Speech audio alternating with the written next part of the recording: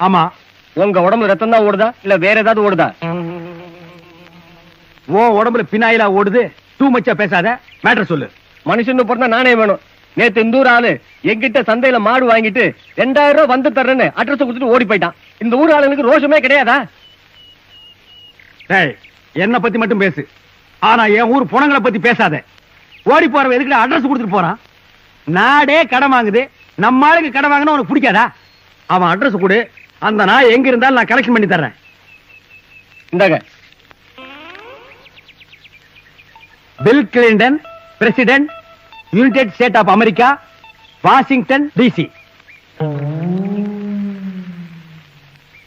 இவர் வந்து உங்ககிட்ட மாடு வாங்கிட்டு கடன் வச்சாரா?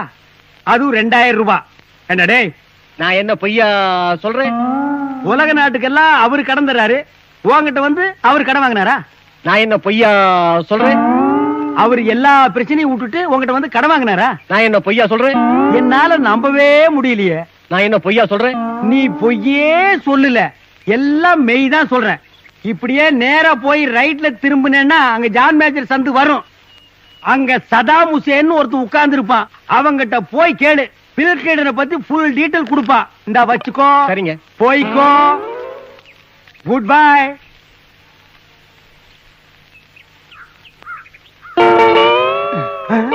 அடிச்சு துவைச்சிட்டாங்க. எதுக்கு?